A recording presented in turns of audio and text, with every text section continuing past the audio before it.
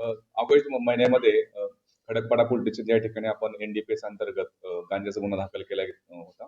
त्याच्यामध्ये आपण सुरुवातीला एक ड्रग पेडलर जो गांजा सेवन करण्यास ताब्यात घेण्यात आलं होतं. त्याचा पुढील तपास करत असताना आपल्या टीमला म्हणजे आपली स्पेशल स्क्वॉड जे नेमलेलं आहे अंमली पदार्थ विरोधी कारवाई करण्याकरता आणि गायकवाडांच्या पूर्ण टीमला हे पूर्णपणे सिंडिकेट काम करत असल्याबाबतचे त्यामध्ये तपासात निष्पन्न झालं. त्या अनुषंगाने आपण ऑगस्ट महिन्यामध्ये विशाखापट्टणम ओडिसा या ठिकाणी जाऊन एक मोठं कॉम्बिंग ऑपरेशन त्या ठिकाणी राबवलं गेलं होतं लोकल पोलिसांच्या मदतीने. आणि त्यामध्ये आपण इतरही त्यांचे जे डीलर्स आहेत जे विविध शहरांमध्ये काम करतात त्यामध्ये विशाखापट्टणम असेल, सोलापूर असेल, पुणे असेल, बदलापूर असेल, मुंब्रा असेल या ठिकाणी लोकांना ताब्यात घेतलं गेलं होतं. असे एकूण 13 आरोपी आपण त्याच्यामध्ये आतापर्यंत अटक केलेले आहेत. आणि हे सर्व नेटवर्क जे आहे विविध शहरांमध्ये चालत होतं.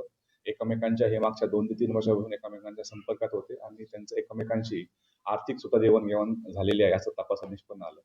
हा तपास निष्पन्न झाला असताना त्या अंतर्गत महाराष्ट्र शासनाने जुलै 2025 मध्येच अंमली पदार्थ विरोधी जे कायदा आहे त्याचे गुन्हे दाखल होता त्याच्यामध्ये मोक्का सेक्शन अंतर्भूत करावा याबाबत नोटिफिकेशन पण जारी केलं गेलं होतं. त्या अनुषंगाने आम्ही पूर्णपणे प्रस्ताव तयार केला गेला आणि हा पूर्ण प्रस्ताव माननीय additional CP sir Sanjay Jadhav सरांकडे आपण पाठवण्यात आलेला होता.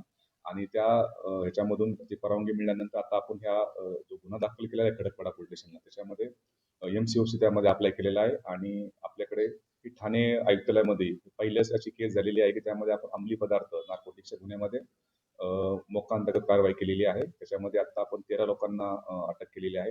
सध्या तपास जो आहे तो आता एसीपी कल्याणजी गेटे यांच्याकडे आता वर्ग केलेला आहे. सध्या आम्ही त्या आरोपींना आता ताब्यात घेऊन पुन्हा मोक्का कोर्टामध्ये हजर करून त्यामध्ये पुढील तपास कशा प्रकारे एकमेकांच्या संपर्कात होते आणि कशा प्रकारे हे पूर्णपणे सिंडिकेट विविध शहरांमध्ये काम करत होतं या प्रकारचा आपला तपास आता इथून पुढे आम्ही करणार आहोत.